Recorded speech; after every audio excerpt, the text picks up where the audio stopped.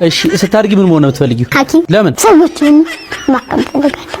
በጣም የገረመኝ ሁሉም ሕፃን ይመጣና ሐኪም መሆን ፈልጋለሁ ይላል። ማን ልታክሙ ነው? የሞተ ሰው። እናንተ ብትሆኑ ምን ትመርጣላችሁ? አንድ ምርጫ ልስጥ ቢል ፈጣሪ ማለት ነው 50 ሚሊዮን ብር ባይስ አታብዘው። እሺ ንገረኝ፣ ምን ልትለኝ ነው? 50 ሚሊዮን ብር ልስጥህና ከዚህ በኋላ ዘመን ዓለምን በዊልቸር ሂድ ብትባል የትኛውን ትመርጣለህ? ዘመን ዓለምን በዊልቸር እናቴን ይሳኝ ሊድ እናቴን ልትሳይ ብሩኬ ከውስጡ ነው የተናገረው እና በቃ እናቴ ምንድነው መኖር እኮ በቃ ችግር ምን ያህል እንደሚከፋ እዩት። ካሳና ሰብለ በተገናኙ በ15ኛው ቀን የልብ በሽታ ተነሳባትና እንደ ልማዷ ወደቀች። ነገር ግን ዳግም አልተነሳችም። ሰላም ቤተሰቦች እንዴት ናችሁ? ዛሬም እንግዲህ እንደተለመደው ለእናንተ ይሆናል ብዬ አስባለሁ የተለያዩ የተመረጡና አዳዲስ መረጃ ያላችሁን ቪዲዮዎች ይዤላችሁ መጥቻለሁ። የዛሬው ዋና ርዕሳችን እንግዲህ ሳምሶን ቤቢና ዳግማዊት ፀሐዬ የሀብት ወይም ደግሞ የንብረት ክፍፍል ላይ እንደደረሱ እናውቃለን። ከሱ ጋር በተያያዘ እጅግ በጣም ብዙ አዳዲስ መረጃዎች እየወጡ ይገኛሉ። እነሱን የሚያሳዩ አዳዲስ መረጃ ያላችሁን ቪዲዮዎች ይዤላችሁ መጥቻለሁ። ላይክ በማድረግ ጀምሮ ሀሳብ አስተያየት ካላችሁ ደግሞ ኮሜንት ላይ አስቀምጡልኝ። አሁንም ይህንን ቻናል ደግሞ ሰብስክራይብ በማድረግ ቻናሉን ተቀላቀሉ። ወደ ቪዲዮ አዝናኝና ቁም ነገር አዘል ፕሮግራሞችን በማቅረብ የምናውቀው እንግዲህ ድንቅ ልጆችን ይዞልን እስቲ ልጆቹ የሚሉትን ነገር ሰምተን እንመለስ።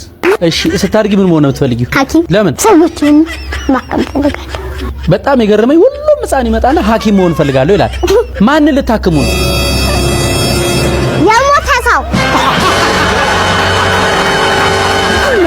ከትምህርት ቤት ስትገቢ ማለት ነው የመጀመሪያው ስራሽ ከዚህ በኋላ ምንድነው? መጀመሪያ ግን ዱዱዬ መሳም ፈልጋለሁ እኔ። ዱዱዬ መሳም? ዱዱዬ ስንት አመቱ ነው? 2 አመቱ ነው። እሷስ 14 እንደዚህ ነው አመቴ። ስለዚህ መጀመሪያ ከትንሹን ጀምሮ ያንተ አመት እንዴት ነው? የኔ አመት በዚህ አይወቃም በእናትሽ በጣም ሄዷልና ሰው እኮ አመቱን ያውቀዋል። አይረሳም። እናቶቻችን አሁን እድሜያችሁ ስንት ነው? አይ እኔ ምን አውቀዋለሁ ብለህ ነው ያኔ በእኛ ጊዜ ካላንደር የለ እና አባብዬ አይመዘግቡ ትለኛለች እናቴ ሁል ጊዜ እና በየአመቱ ቀበሌ ስንሄድ አመቷ 45 ነው። ሚስቱን አይቻታለሁ። በምን አየሻት? በስልክ። እይች በእንትንም አይቻታለሁ በኮምፒውተር። በኮምፒውተርና በስልክ አየሻት? እንዴት ነው እስቲ ምርጫዬ? ቆንጆ ነው። ቆንጆ ነች። አጽድቀሻል? አዎ ይሁን አይደል? እና ሚዜ ትሆኛለሽ። እሷም ሚዜ ልትሆን ነው እኮ። አንደኛ ሚዜ ልትሆን ነው ሰኔ። ሁለተኛ ሚዜ ትሆኛለሽ። ምንድነው የምትስቂው? ዝም ብለሽ ዝም ብላ ተሰቃለች። ምንም ሰው የእናንተ ቤት ኮሜዲያን አንቺ ነሽ አይደል? ታስቃችኋለች። ኦኬ አንዴ ሐሳብ የሌለው ሰው ቂጥ ዘንባጣ ነው።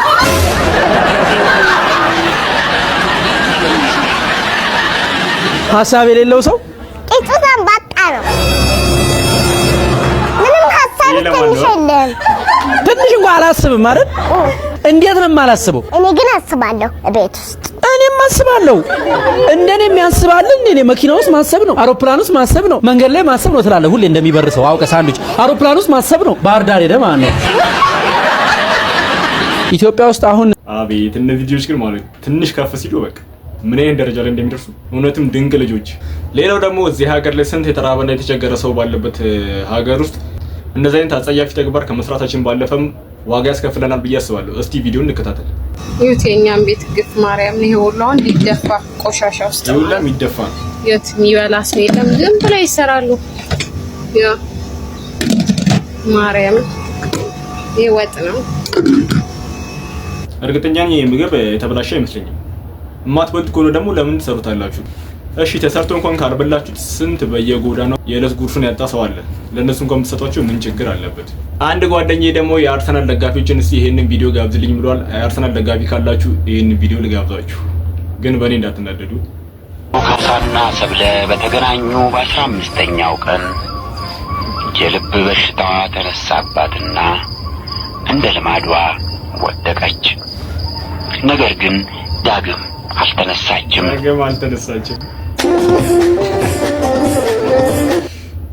የአርሰናል ደጋፊ ካላችሁ እንግዲህ በጣም ይቅርታ ብያለሁ። ሜንሽን ያደረገኝ ሌላ ሰው ጓደኛዬ ነው። እኔም ደግሞ ለእናንተ በትዕዛዜ መሰረት ሜንሽን አደረኳችሁ። ሌላው ደግሞ የሰው ልጅን ትልቅ ፈተና ውስጥ የሚከት ጥያቄ አንድ አለ። እሱ ምንድነው? ከእግርና ከ50 ሚሊዮን ብር የቱን ትመርጣላችሁ ነው? እስቲ ቪዲዮን ተከታትለን እንመለስ። እናንተ ብትሆኑ ምን ትመርጣላችሁ? አንድ ምርጫ ልስጥ ቢል ፈጣሪ ማለት ነው 50 ሚሊዮን ብር ባይስ አታብዘው። እሺ ንገረኝ፣ ምን ትለኝ ነው? 50 ሚሊዮን ብር ልስጥህና ከዚህ በኋላ ዘመን ዓለምን በዊልቸር ሂድ ብትባል የትኛውን ትመርጣለህ? ዘመን ዓለምን በዊልቸር እናቴን ይሳኝ ልሂድ። እናቴን ልሳኝ ብሩኬ ከውስጡ ነው የተናገረው እና በቃ እናቴ ምንድነው መኖር እኮ በቃ ችግር ምን ያህል እንደሚከፋ እዩት። ምን ያክል ቢቸግረው ነው ግን 50 ሚሊዮን ብር ከእግሩ አስበልጦ። ቆይስ የ50 ሚሊዮን ብር ኖሮ ማለት ነው መኪና ልግዛ ብትራሱ በምን ልትነዳው ነው? እስቲ ቤተሰቦች እናንተን ምርጫ እንግዲህ ኮሜንት ላይ አስቀምጡልኝ። ከ50 ሚሊዮን ብር በዊልቸር ከምትሄዱ የትኛውን ትመርጣላችሁ? ሐሳባችሁን ኮሜንት ላይ አስቀምጡልኝ። አሁን ደግሞ በሀገራችን እንግዲህ የሰላም እጦት በከፍተኛ ደረጃ እንዳለ ይታወቃል። ከዚህ ጋር በተያያዘም እንግዲህ ከኛም አልፎ በህፃናት አእምሮ ላይ ምን ያክል ሰርጾ እንደገባ የሰላም እጦት የሚያሳይ ቪዲዮ ልጋብዛችሁ። እኔ የምልሽ ወደፊት ግን ምን መሆን ነው የምትፈልጊው? እዚህ ሀገር በሰላም መኖር ነው ማለት ትልቅ ስትሆኝ እኮ ነው እኮ በሰላም መኖር። አልገባሽም እንዴ? ትምህርትሽን ጨርሰሽ ዶክተር ነው ኢንጂነር ነው የምትፈልጊው እኮ እሱም እኮ ሰላም ስለሆነ ነው አባቴ።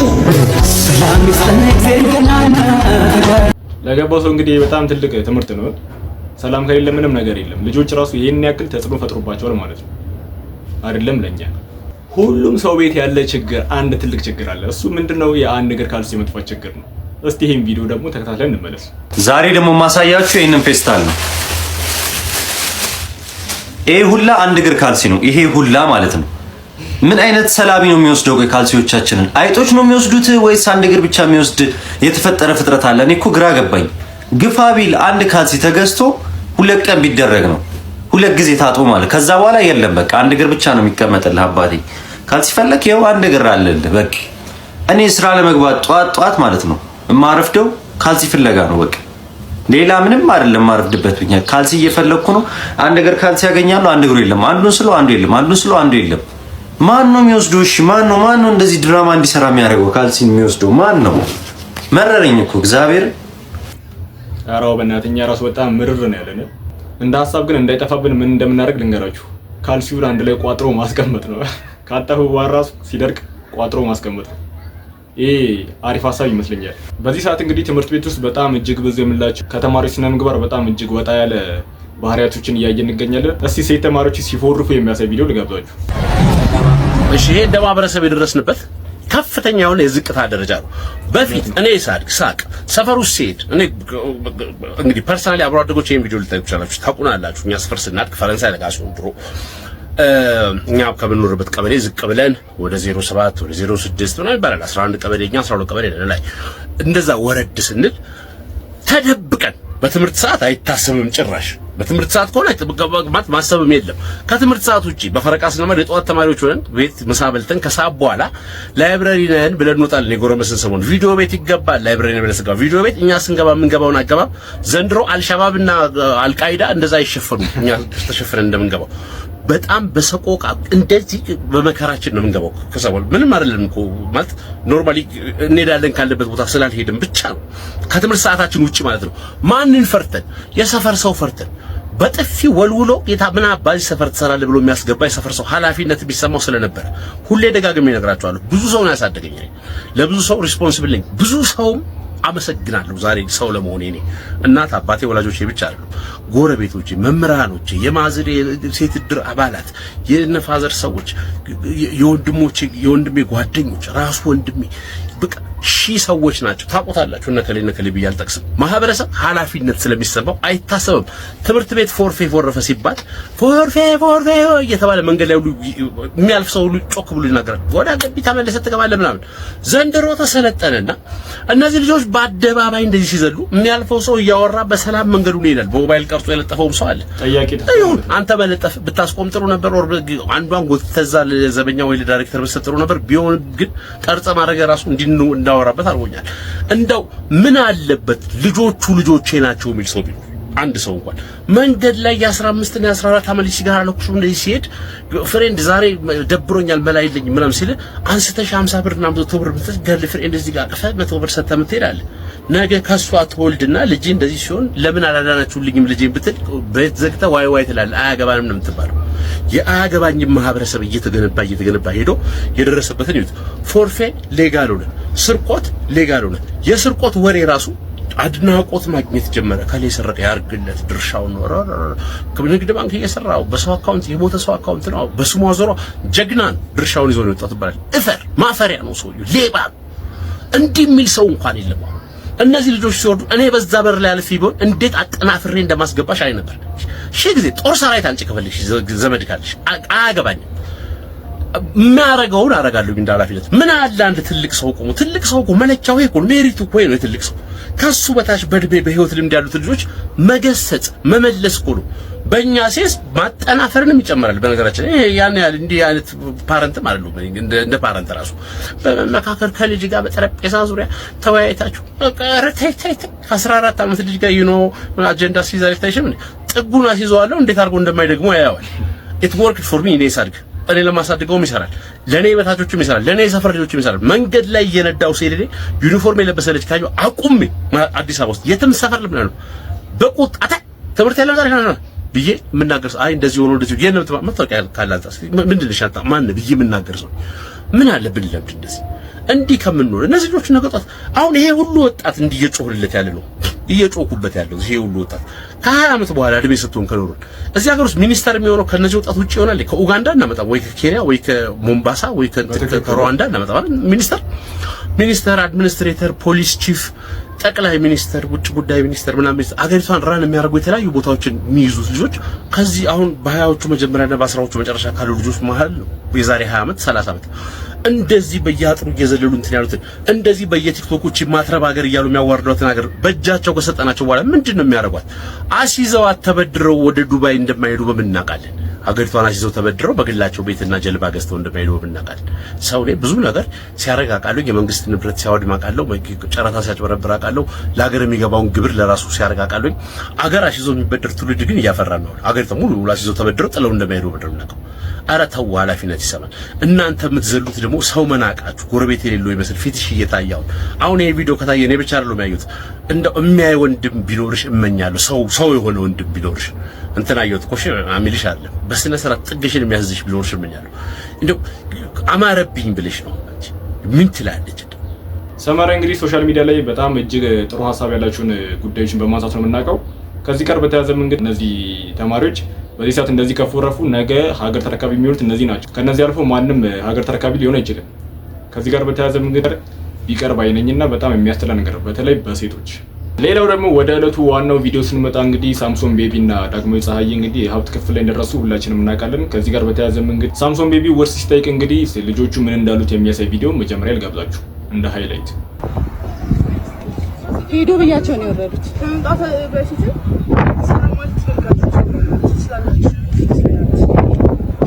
ልብ በሉ አሁንም ተጽዕኖ አድርጋ በእኔ እያሳበበ ነው።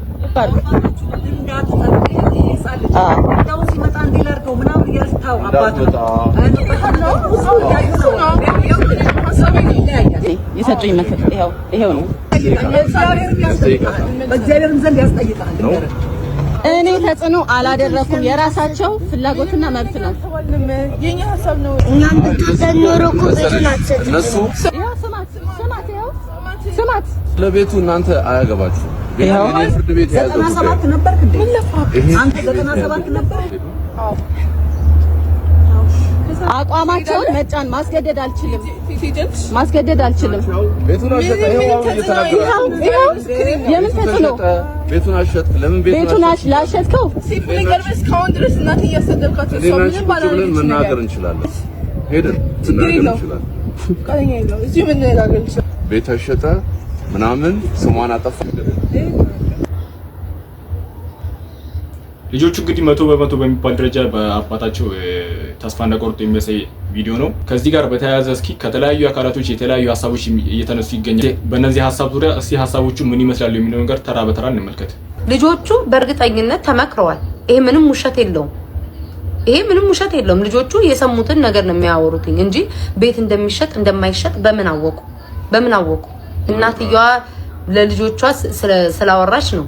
እና ላይክ በእርግጠኝነት ይኸውላችሁ፣ በእርግጠኝነት አንድ ሰው እናትና አባት ሆኖ ቤት ኖሮ ልጆች ኖሯቸው ቤት ህሊና ኖሮት አንድ አባት ህሊና ኖሮት ነው ልጆቼ መጀመሪያ ቤተሰቦቻቸው ማሰብ አለባቸው። ልጆቼ ቤቱን ሸጠን የት ሊወድቁ ነው፣ የት ሊኖሩ ነው፣ እንዴት ሊሆኑ ነው ብለው ቤተሰብ ራሳቸው ናቸው የሚማከሩት አይደለ? ተመካክረው የሚጠቅማቸውን ነገር ነው ድርሻቸው ነው የሚከፋፈሉት፣ ወይ ደግሞ ለልጆቻቸው ሲሉ ይኑሩና ሲያድጉ ቤቱን እንካፈላለን ብለው ትተው የሚወጡት። ይሄ መጀመሪያ የቤተሰብ ውይይት ነው። ከዛ በኋላ ነው እንትን የሚሉት። ልጆች ፊት ግን የሚወራና የማይወራ አታውቁም እንዴ? ልጅ 10 አመት ሆኖት አንድ አልጋ ሳትለዩ ቤት ውስጥ የሚያወራውን ይሰማል ወይ? እናት ስትመታ ይሰማል ወይ? አባት ሲሰደብ ይሰማል። ቤታዩ እንግዲህ ያነሳቸው ሀሳብ እጅግ በጣም አሪፍ ነው። ልጆች ፊት እንግዲህ የምናደርገውን ነገር ተጠንቀን ብናደርግ ባይ ነኝ። ከዚህ ጋር በተያያዘ እንግዲህ ልጆቹ ገና አንድ ፍሬ ልጅ ከመሆናቸው አንፃር የተመከሩ ነው የሚመስሉት እንጂ አይደለም ስለ ውርስ ገና ስለ ራሳቸው ራሱ በቅጡ ራሳቸውን ያላወቁ ልጆች ናቸው። ገና ታዳጊ ናቸው። 3 ልጅ እያለው እንዴት ቤት ይሸጣል? ምን ነው ከቸገረው ጆሮ ግንዱንስ ቢለው እንዴ ቸከቸከው እንዴ እስከሚቸግረውስ ምን አባሽ ቤት እንደውም ካለ ለሁለት እሱ ሜቢ ሊሰናበት ነመስቴ ባቡጃ ሊል ይሆናል። ባይ ብሎ ነው ሊሆን ይችላል። እንግዲህ ስንሰማ ባላል በደለችው ብለን እዚህ ላይ አንወጣም። ችግሩ የሚታወቀው ሁለቶች ላይ ነው። ግን አንደኛ ፈርስት ኦፍ ኦል የፈለገ ፋውል ቢሰራ ልጆች ይነገራል እንዴ ጋይስ? ልጅቱ ልክ እንደ ባል እንደሚስት ቁማ እያወራችሁ ከአባቱ ጋር ምንም ቢሆን እኮ ወልዷል ይሄ ሰው እያረድ እንዴ። ትክክለኛ ስትፈርጅ እያንዳንድሽ በትክክለኛው ነው መፍረድ ያለብሽ። በትክክለኛው መሸጥ የለበትም። የሰው ልጅ ደግሞ ያው ባለው ነገር ካልተስማማ ሊካፈል ይችላል። ዳሲት መጀመሪያ አንድ ሰው ለልጆቹ ሲያስብ አይወጣም ከቤት አይወጣም። ግን ካልተስማማ የሰው ልጅ ሊለያይ ይችላል። ይሄ ሰው ቸግሮትም ሊሆን ይችላል አይታወቅም። ከሸጠው ልጅና ቤትን ምን አገናኘው ጋይስ? ምንድነው የሚያገናኘው ልጅና ቤትን?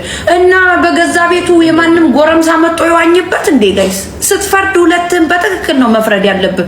ፈርስት ኦፍ ኦል የሷ ፋውል ነው። ይሄ ነው የምታረጉት።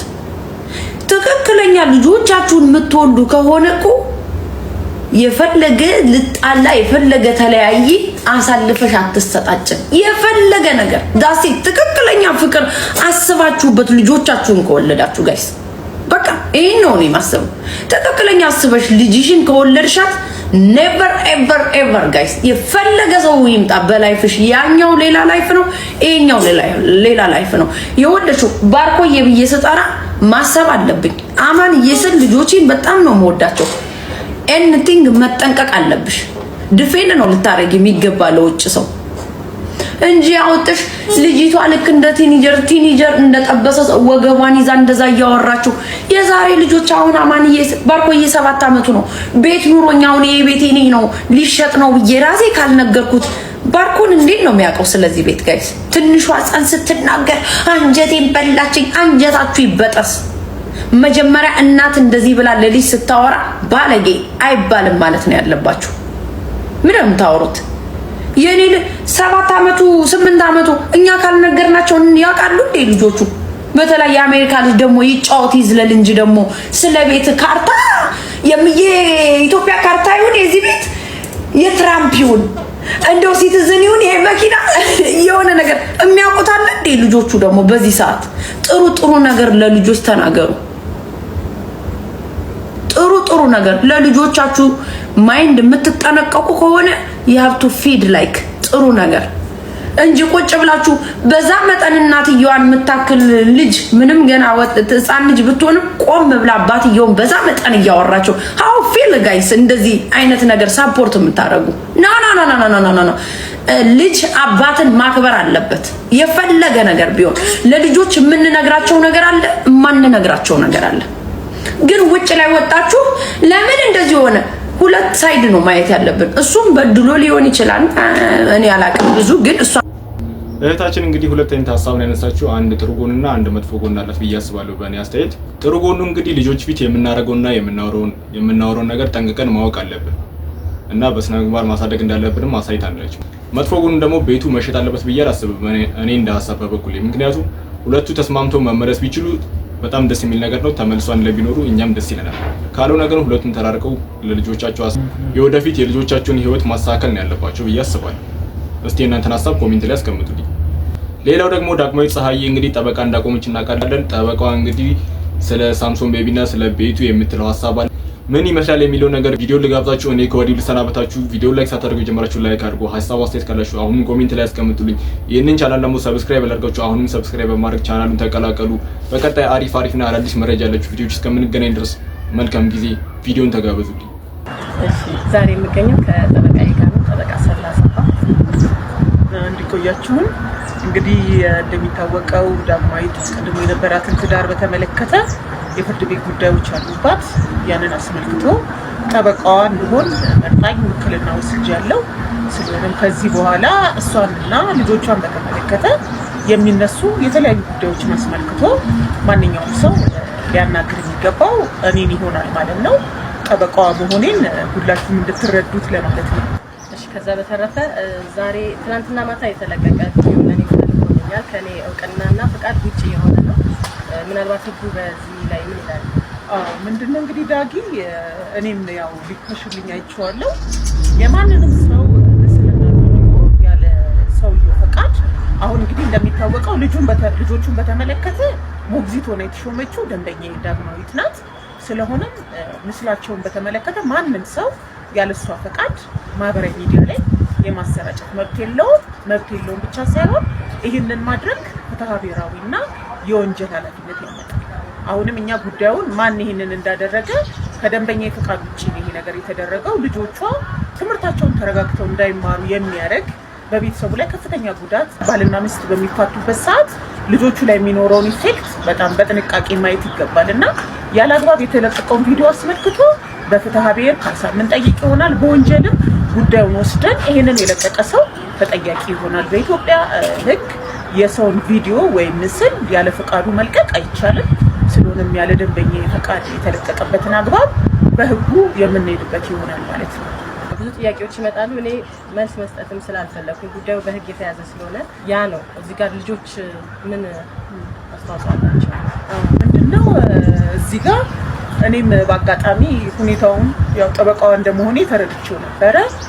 አባታቸው ለጉብኝት በመጣበት ቀን የተፈጠረ ነገር ነበር። ያው ልጆቹ በኢቢኤስ የተለቀቀውን ሌላም ነገሮች አይተው ስለነበረ አንጎበኘውም የሚል ነገር ነበር። እኔም እንደተደወለልኝ አይ አባታቸው በፍርድ ቤት ውሳኔ መሰረት ሊጎበኛቸው ይገባል ብዬ እሷም እናቷም አቋም ወስደን ከአፓርታማ ላይ ወርደው ሰላም እንዲሉት ነው የተደረገው። ከዛ በኋላ ግን ይሄ እየተለቀቀ ያለው ነገር ከኔ ደንበኛ ፈቃድ ውጪ ልጆቹ በራሳቸው አባታቸው ላይ ሪያክት ያደረጉት ነገር ነው እንጂ እኛ ጉብኝቱ ለአባት ብቻ ሳይሆን ለልጅም የሚጠቅም ቢቻል ከአባታቸው ጋር ተከታታይነት ያለው ቀጣይነት ያለው ግንኙነት እንደሚያስፈልጋቸው ነው እኔም ደንበኛ የምንረዳው።